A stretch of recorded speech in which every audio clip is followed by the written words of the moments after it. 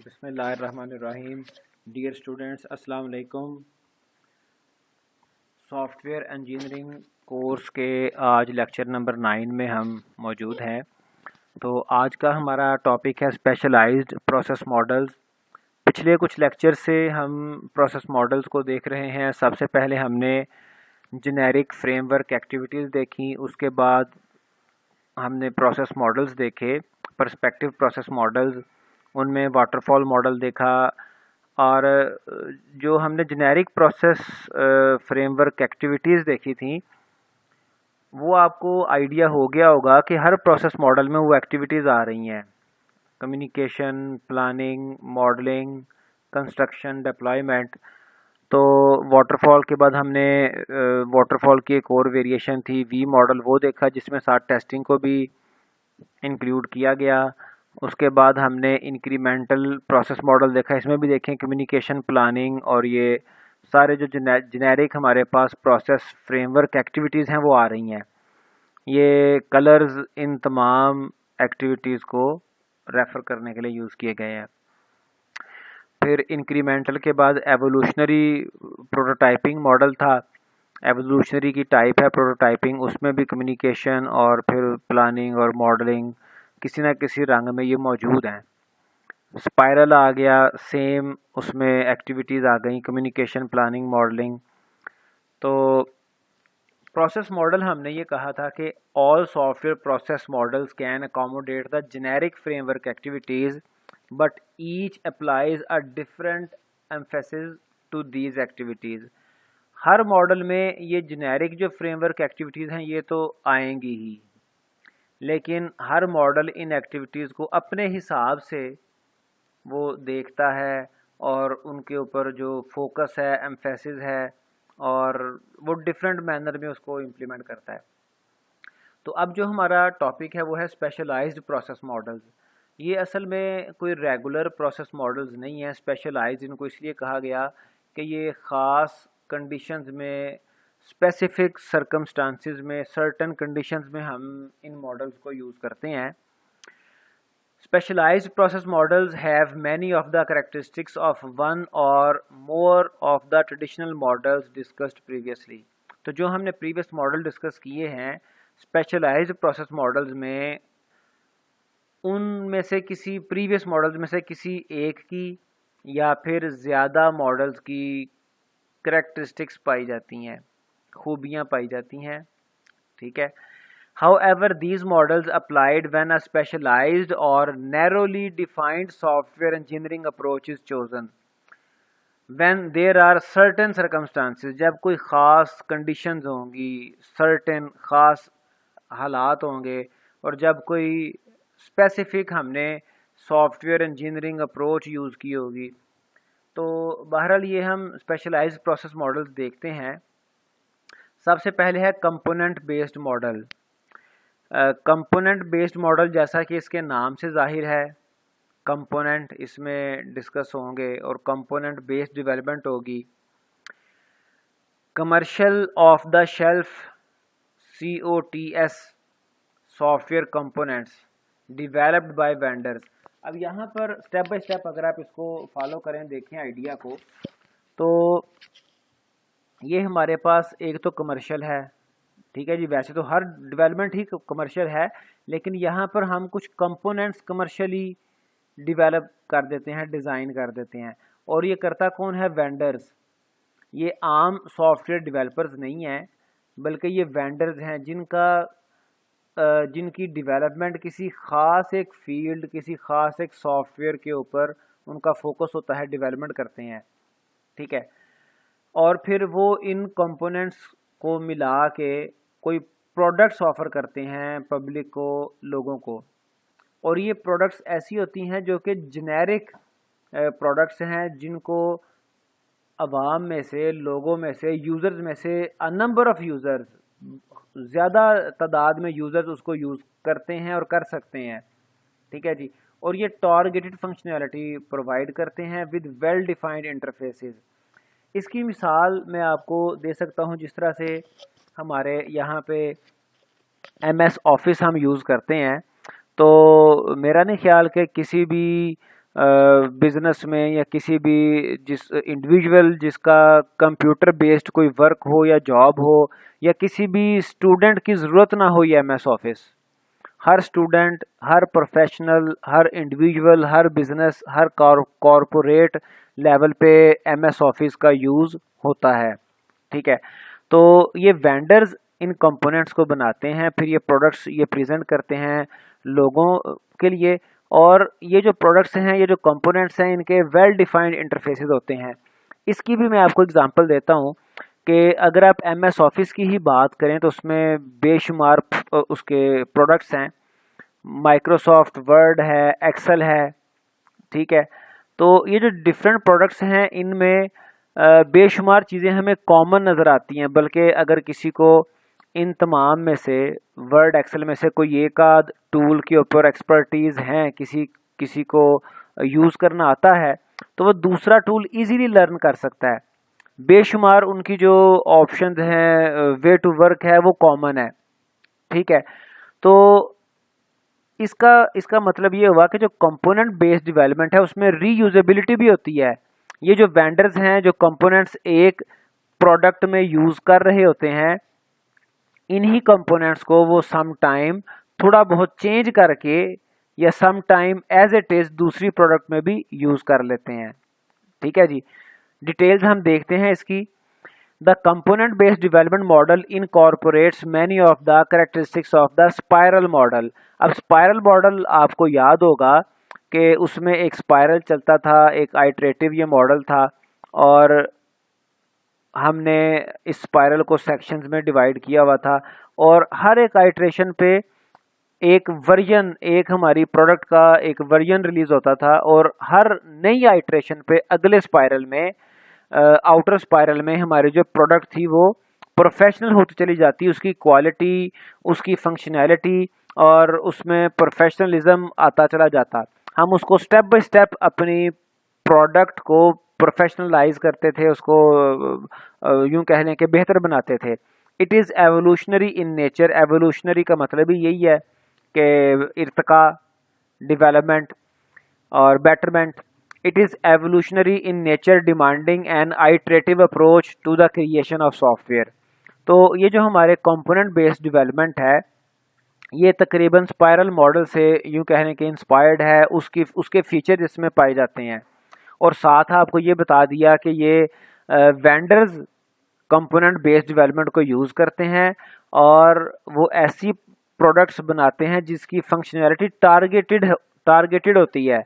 ठीक है, अब जो एमएस ऑफिस है ये जेनेरिक इसमें फीचर्स हैं, जेनेरिक डॉक्यूमेंटेशन के, स्प्रेडशीट के और प्रेजेंटेशन के। तो वो एक अच्छे खासे नंबर ऑफ यूजर्स को टारगेट करके वो बनाते हैं ये प्रोडक्ट्स। चलें, however the component based development model constructs application from packaged software components. अब फिर साथ ही साथ ये पैकेज्ड सॉफ्टवेयर कंपोनेंट्स भी होते हैं, जैसे आपको मैंने जैसे एमएस ऑफिस की एग्जांपल दी। एमएस ऑफिस भी एक पैकेज्ड सॉफ्टवेयर है। ठीक है, पैकेज से मुराद ये है कि पूरे पैकेज में कई एक प्रोडक्ट्स हैं उनकी, वर्ड, एक्सेल, पावर पॉइंट और इसके अलावा बेशुमार। बाज़ तो ऐसी प्रोडक्ट्स हैं जिनको आम लोगों ने, हम लोगों ने सुना भी नहीं होता, और वो सम टाइम यूँ कह लें कि इजीली फ्रीली अवेलेबल भी नहीं है। यहाँ पे पाकिस्तान में तो हम पायरेटेड सॉफ्टवेयर यूज़ कर लेते हैं, लेकिन बाज़ ऐसी प्रोडक्ट्स हैं माइक्रोसॉफ्ट की जो कि ऑफिस का पार्ट भी हैं, लेकिन वो फ्रीली अवेलेबल भी बड़ी मुश्किल से होती हैं। Regardless of the technology that is use to create the components, कोई भी टेक्नोलॉजी यूज़ की जा सकती है। The component based development model incorporates the following steps. तो कुछ इसमें कंपोनेंट बेस्ड डेवलपमेंट में कुछ चीज़ों को टेक केयर करना बहुत ज़रूरी है, और कुछ स्टेप्स ऐसे हैं जो कि फॉलो किए जाते हैं। Available component based products are researched and evaluated for the application domain in question. अब जब किसी भी बिजनेस को कोई प्रोडक्ट चाहिए होती है, कोई किसी भी प्रॉब्लम का सलूशन चाहिए होता है, तो सबसे पहले रिसर्च की जाती है कि कौन सी ऐसी कंपोनेंट बेस्ड डेवलपमेंट है जिसको हम यूज़ करके अपनी प्रॉब्लम को सॉल्व कर सकते हैं। Application domain in question. Application domain in question से मुराद ये है कि जो हमारी करंट प्रॉब्लम है उसके लिए हमें क्या सोल्यूशन चाहिए, क्या solution appropriate.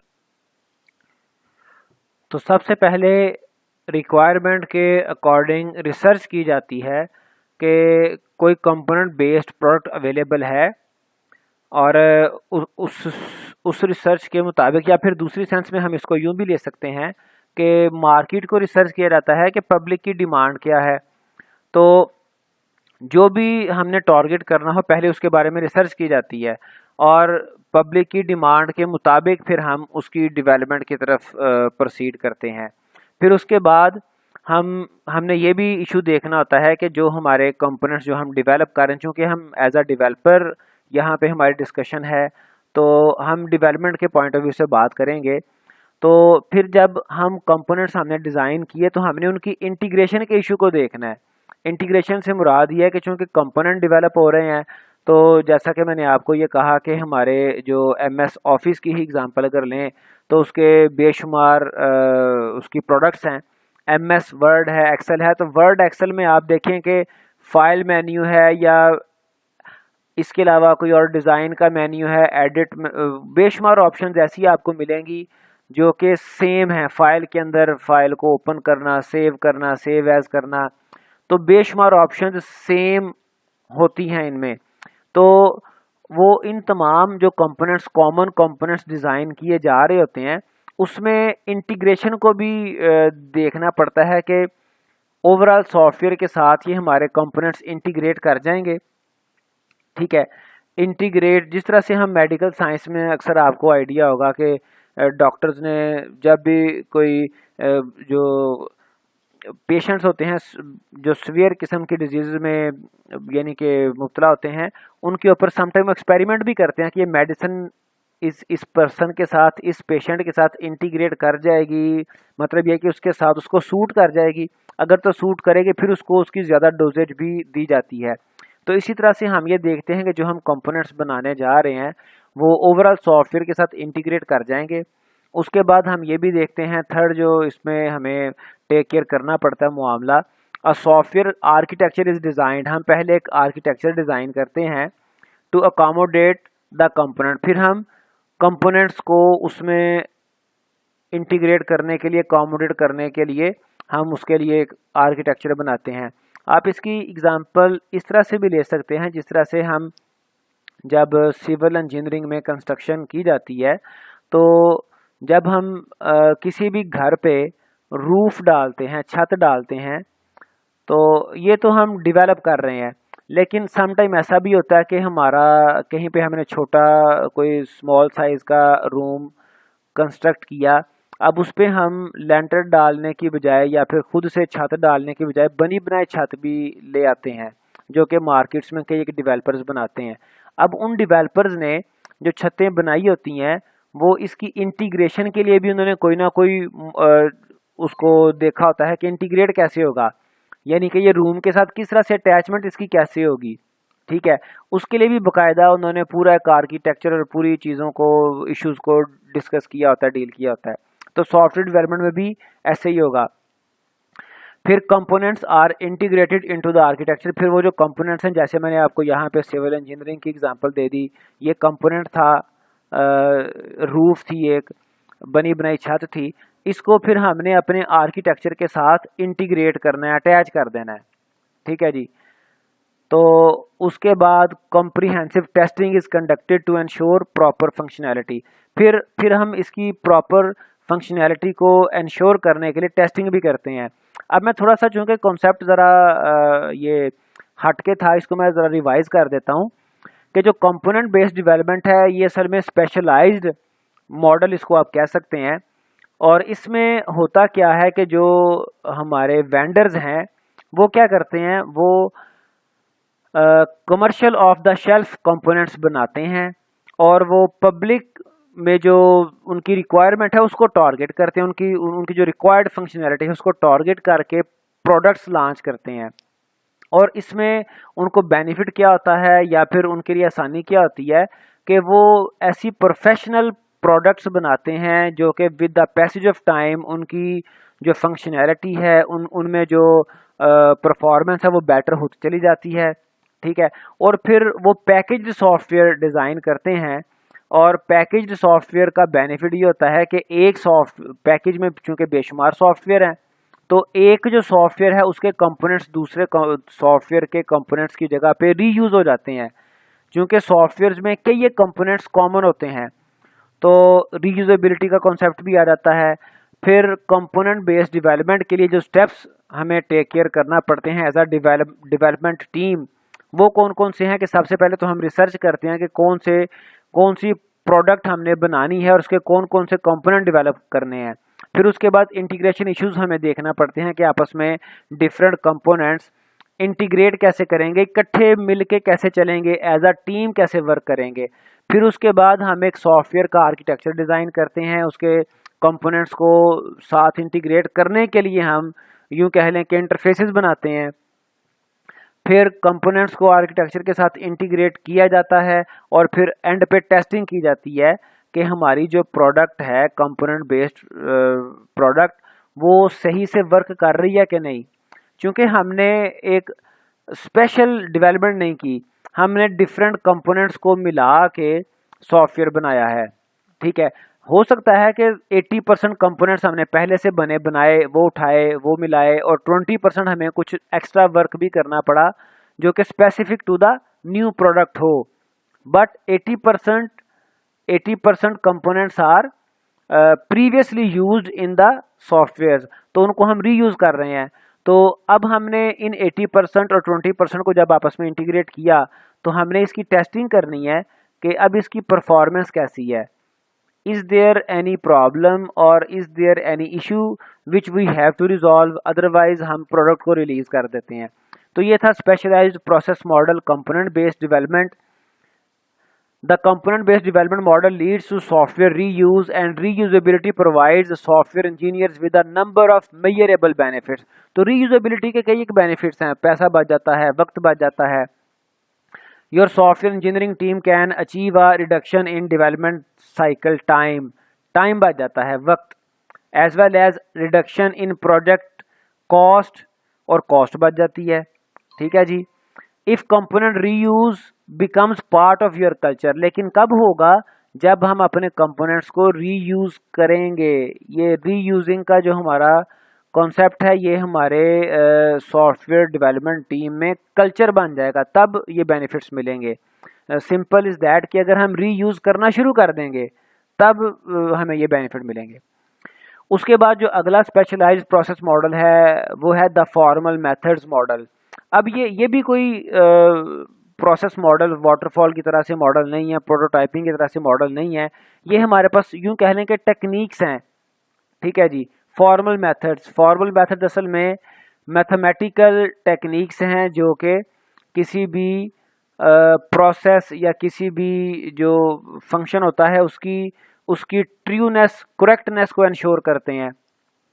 The formal methods model encompasses का मतलब होता है कि consist of a set of activities that leads a formal mathematical specification of computer system. तो इसमें हम क्या करते हैं कि अपनी एक्टिविटीज को मैथमेटिकल स्पेसिफिकेशंस में की सूरत में देखते हैं। उसका बेनिफिट ये होता है कि हमें एक्यूरेसी अचीव हो जाती है। Formal methods enable you to specify, develop and verify a computer based system by applying rigorous mathematical notations. ठीक है जी। मैथमेटिकल नोटेशन से हम अपने जो डिफरेंट फेजेस हैं उनको हम रिप्रेजेंट करते हैं, और उससे क्या बेनिफिट होगा। Formal methods serve as a basis for program verification and enable us to discover and correct errors. ये हमें प्रोग्राम की वेरिफिकेशन में एक बेस प्रोवाइड करते हैं और हेल्प आउट करते हैं, और एरर्स को डिस्कवर एंड करेक्ट करने में हेल्प आउट करते हैं। ठीक है जी। That might otherwise go undetected which would be problem for development team when customer complains that errors. तो फिर जो सॉफ्टवेयर डेवलपमेंट टीम है उनको रिवाइज करना पड़ेगा, रिपीट करना पड़ेगा, तो वो प्रॉब्लम होगी। तो ये जो फॉर्मल मेथड्स हैं ये हमारे सॉफ्टवेयर में करेक्टनेस और एरर फ्री डेवलपमेंट को इंश्योर करते हैं। although not a mainstream approach, ये चूँकि आमतौर पे mainstream कहते हैं कि बेसिक और यू कैन से दैट के which is most important, which is mostly use, तो ये मोस्टली यूज नहीं होती।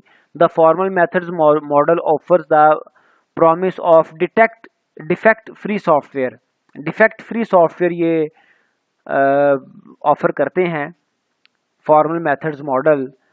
और फिर दूसरा, इसको इस्तेमाल करने में प्रॉब्लम ये भी है कि ये जो मैथमेटिकल मॉडल्स हैं इनमें इनमें हर सॉफ्टवेयर डेवलपर और हर पर्सन इनमें एक्सपर्ट हो नहीं सकता। ये थोड़ी सी मतलब यूँ कह लें कि कॉम्प्लेक्स चीज़ें हो सकती हैं some time. You yet concern about its applicability in a business environment has been voice. तो इनकी जो यूजेज है इनका उसके बारे में डिस्कशन होती है और ये बिजनेस एनवायरनमेंट में इंडस्ट्री में डिस्कशन चलती रहती है। The development of formal models is currently quiet time consuming and expensive.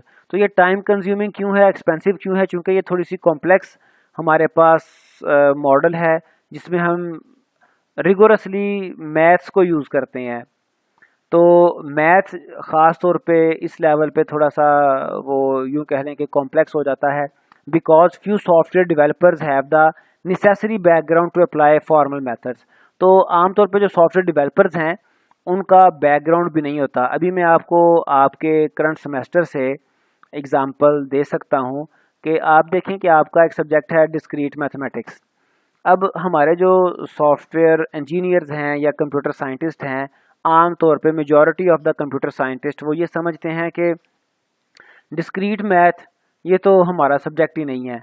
हालांकि अगर मैं आपको बिल्कुल फेयरली बताऊं, अगर यानी कि बिल्कुल हकीकत आपको बताऊं, तो कोई भी अच्छा कंप्यूटर साइंटिस्ट ऐसा नहीं होगा जो कि मैथ में अच्छा ना हो, या फिर कोई भी अच्छा सॉफ्टवेयर इंजीनियर ऐसा नहीं होगा जो कि मैथ में अच्छा ना हो। हाँ, वो सॉफ्टवेयर इंजीनियर हो सकता है, वो कंप्यूटर साइंटिस्ट हो सकता है, बट ही और she never never be good अगर इफ़ ही और she is week in mathematics. ठीक है, तो आप देख लें कि डिस्क्रीट मैथमेटिक्स के लिए जो है वो बड़ी मुश्किल से टीचर भी फाइंड आउट किया गया। तो रीज़न ये है कि आमतौर पे इसको वैसे ही मुश्किल समझा भी जाता है, मुश्किल है भी, और आमतौर पे आम लोग इसमें इंटरेस्ट लेते भी नहीं है, कहते हैं जी ये हमारा काम ही नहीं है। लेकिन प्रोफेशनली यूँ कह लें कि प्रोफेशनली और अच्छा सॉफ्टवेयर डेवलपर बनने के लिए मैथमेटिशियन होना ज़रूरी है। It is difficult to use the models as a communication mechanism for technically unsophisticated customers. अब ये जो मैथमेटिकल मॉडल्स हैं, फॉर्मल मेथड्स जो हैं, उनको मैथमेटिकल मॉडल्स भी हम कह सकते हैं। तो कस्टमर्स को चूँकि इनका आइडिया नहीं होता, कस्टमर्स को तो सॉफ्टवेयर इंडस्ट्री की कई एक इश्यूज़ का, उनके जो टर्म्स हैं, कीवर्ड्स हैं, उनके बारे में पता नहीं होता, टेक्निकल टर्म्स जार्गन्स के बारे में आइडिया नहीं होता, तो फिर मैथ्स के बारे में कैसे वो यानी कि वेल अवेयर हो सकते हैं। तो चूँकि कस्टमर्स भी हमारे टेक्निकली अनसोफिस्टिकेटेड हैं, तो ये भी एक हर्डल है इन मॉडल्स को यूज़ करने में। उसके बाद एक आ जाता है एस्पेक्ट ओरिएंटेड सॉफ्टवेयर डेवलपमेंट। जी, तो एस्पेक्ट ओरिएंटेड सॉफ्टवेयर डेवलपमेंट, जैसा कि इसके नाम से जाहिर है, एस्पेक्ट ओरिएंटेड सॉफ्टवेयर डेवलपमेंट, इसमें हम पहले अपने सॉफ्टवेयर के एस्पेक्ट को डिफ़ाइन करते हैं। ठीक है, एस्पेक्ट आप फंक्शनैलिटी कह सकते हैं, और मुकम्मल तौर पे उसकी फंक्शनैलिटी, उसके कंपोनेंट्स, उसके मॉड्यूल्स हम डिफ़ाइन करते हैं। ठीक है, और उसके बाद हम डेवलपमेंट की तरफ जाते हैं। Regardless of the software process that is chosen the builders of complex software, और ये खास तौर पे कॉम्प्लेक्स सॉफ्टवेयर में इसको फॉलो किया जाता है। Invariably implement a set of localised features, functions and information content. तो सबसे पहले जो फीचर्स हैं, फंक्शंस हैं और कंटेंट है वो जनरेट किया जाता है। ठीक है, these localised software characteristics are modelled as components, object oriented classes and then constructed within the context of system architecture. पहले वो क्लासेस या फिर वो मॉड्यूल्स या फिर वो फीचर्स बनाए जाते हैं, कंपोनेंट्स बनाए जाते हैं, फिर उन कंपोनेंट्स को जो सिस्टम आर्किटेक्चर है उसके साथ कंस्ट्रक्ट किया जाता है। ठीक है, और इसमें इसमें एस्पेक्ट ओरिएंटेड सॉफ्टवेयर डेवलपमेंट में एक फीचर ये भी पाया जाता है कि हम पहले ये डिटरमिन करते हैं कि हमारा कोई भी सॉफ्टवेयर किस टाइप का है। तो उस टाइप में, जिस तरह से अगर आप ऑब्जेक्ट ओरिएंटेड प्रोग्रामिंग पढ़ रहे हैं तो उसमें इंटरफेसेस का कॉन्सेप्ट पाया जाता है या एब्स्ट्रैक्ट क्लासेस का कॉन्सेप्ट पाया जाता है, जहाँ पर हम जनरल जो मेथड्स हैं या general features of the system वो पहले से डिफाइन कर देते हैं, बता देते हैं कि ये वाली हमारी जो क्लास है उसमें ये वाला और ये वाला मेथड आएगा। फिर जो चाइल्ड क्लास इस सुपर क्लास को या पेरेंट क्लास को इनहेरिट करती है, फिर वो सारे जो मतलब ये कि फंक्शंस हैं, मेथड्स हैं, वो यहाँ पे चाइल्ड क्लास में इम्प्लीमेंट किए जाते हैं। ठीक है, तो बिल्कुल सेम इसी तरह का यहाँ पे कॉन्सेप्ट है कि हम पहले अपनी जो हमारे सॉफ्टवेयर की फंक्शनैलिटी है उसके फंक्शंस और कंपोनेंट्स को हम पहले समझते हैं और उनको डिज़ाइन करते हैं, फिर सिस्टम आर्किटेक्चर के साथ, सिस्टम आर्किटेक्चर के कॉन्टेक्स्ट में उसको हम कंस्ट्रक्ट करते हैं, कंपोनेंट्स को साथ हम अटैच कर देते हैं। A distinct aspect oriented process has not yet matured, ये भी अभी बहुत ज़्यादा यूज़ नहीं हो रहा, तो इतना यानी कि इसके इश्यूज भी मैच्योर नहीं है। However, it is likely that such a process will adopt characteristics of both evolutionary and concurrent process model। लेकिन इस तरह की डेवलपमेंट में भी दो मॉडल्स के फीचर्स एग्जिस्ट करेंगे, आएंगे। एक तो एवोल्यूशनरी, इट मीन्स के with the passage of time इसमें बेटरमेंट वाला कॉन्सेप्ट पाया जाएगा कि एकदम से हम अपने जो हमारा फंक्शंस हैं या फिर जो हमने कहा कि जी हम कंपोनेंट्स पहले से डिफ़ाइन करेंगे, उनको हम एकदम से मैच्योर नहीं कर सकते, एकदम से हम उनको स्पेशलाइज्ड और प्रोफेशनल लेवल का फंक्शनल नहीं कर सकते। एक तो ये एवोल्यूशनरी होंगे, with the passage of time इसमें बेटरमेंट आएगी। ठीक है, और दूसरा ये कंकरेंट होंगे। कंकरेंट से मुराद यह है कि एक ही वक्त में एक से ज़्यादा डेवलपमेंट टीम्स कंकरेंटली वर्क कर सकती हैं, कर रही होंगी। तो ये इस तरह की डेवलपमेंट के ये फीचर्स इसमें पाए जाएंगे। The evolutionary model is appropriate as aspects are identified and then constructed. तो एवोल्यूशनरी क्यों कि पहली आइट्रेशन में यू कैन से कि जो हमारे एस्पेक्ट्स हैं, जो कंपोनेंट्स हैं, वो हम आइडेंटिफाई कर सकते हैं। ठीक है जी, और अगली आइट्रेशन में अगली जो उसकी टर्न आएगी उसमें हम इन कंपोनेंट्स को कंस्ट्रक्ट कर सकते हैं, फिर अगली टर्म में इसको हम मज़ीद मैच्योर फंक्शनैलिटी को बेटर से बेटर कर सकते हैं। तो ये एस्पेक्ट ओरिएंटेड सॉफ्टवेयर डेवलपमेंट, तो ये हमारे पास तीसरी टाइप थी स्पेशलाइज्ड प्रोसेस मॉडल्स की, जो कि आज हमने देखे। और आपको मैं फिर फाइनली ये बता रहा हूँ कि ये जो हमारे पास प्रोसेस मॉडल्स हैं, ये मॉडल्स रेगुलर यूज़ नहीं होते, बल्कि ये स्पेशल केसेस में, इसका चूँकि नाम भी इसी वजह से रखा गया है स्पेशलाइज्ड प्रोसेस मॉडल, इनके यूज़ करने का ख़ास पर्पज़ है। आम तौर पे आम डेवलपमेंट्स में हम इनको फॉलो नहीं करते।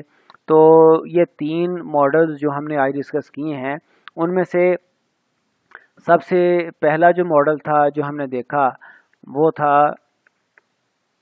Component based development. वो आपको मैंने बताया कि जो वेंडर्स हैं वो कंपोनेंट बेस्ड डेवलपमेंट करते हैं, commercial of the shelf components वो बनाते हैं और वो एक पब्लिक को टारगेट करते हैं, जो उनकी फंक्शनैलिटी रिक्वायर्ड होती है उसको टारगेट करते हैं, और वो रीयूजेबिलिटी का कॉन्सेप्ट पाया जाता है। फिर फॉर्मल मेथड्स, ये मैथमेटिकल मेथड्स हैं जो कि सिंपल इज़ दैट कि ये एरर फ्री सॉफ्टवेयर डेवलपमेंट में एक रोल प्ले करते हैं, और कॉम्प्लेक्स सॉफ्टवेयर्स में हम इनको यूज़ करते हैं। लेकिन आम डेवलपर्स इनको फ्रीक्वेंटली और इजीली यूज़ नहीं कर सकते, बिकॉज आम डेवलपर्स मैथ्स में भी एक्सपर्ट नहीं है, फॉर्मल मेथड्स में भी एक्सपर्ट नहीं होंगे। ठीक है जी, तो लेकिन बहरहाल इसके बेनिफिट्स की बेस पे इसके बारे में डिस्कशन ज़रूर हैं मार्केट में कि इसको यूज़ किया जाना चाहिए। उसके बाद एस्पेक्ट ओरिएंटेड में भी पहले कंपोनेंट्स बनाए जाते हैं, पहले एस्पेक्ट्स डिफाइन किए जाते हैं, उसके बाद उसको फाइनली इम्प्लीमेंट या कंस्ट्रक्ट किया जाता है। तो इसका भी ये बता दिया कि इसमें एवोल्यूशनरी और कंकरेंट प्रोसेस मॉडल्स के फीचर इसमें पाए जाएंगे जब भी ये मैच्योर होगा या जैसे जैसे ये मैच्योर होता है। और साथ ये भी बता दिया कि ये एक एवोल्यूशनरी मॉडल इसलिए है कि हम स्टेप बाय स्टेप इसकी फंक्शनैलिटी को इम्प्रूव कर सकते हैं। तो उम्मीद है कि आज का जो टॉपिक था, जो कि बज़ाहिर थोड़ा सा कॉम्प्लेक्स भी था, उसको आप समझ गए होंगे। But if you have any question you can ask, and I always say to my students के feel free to ask question. कोई उसमें हेजिटेट करने की ज़रूरत नहीं है। सम टाइम ऐसा हो सकता है कि मुझसे कोई अच्छी तरह से कॉन्सेप्ट क्लियर ना हो, सम टाइम कोई भी इशू बन सकता है। लेकिन आपको अगर किसी भी बारे में कोई समझ नहीं आई, कोई कॉन्सेप्ट अनक्लियर रह गया है, तो आप दोबारा पूछ सकते हैं। However for today it is enough. अब हम आज के लिए जो भी है हम डिस्कस कर चुके हैं। फिर इंशाल्लाह ताला नेक्स्ट लेक्चर में अगले टॉपिक के साथ मिलेंगे। ओके, अल्लाह हाफिज़।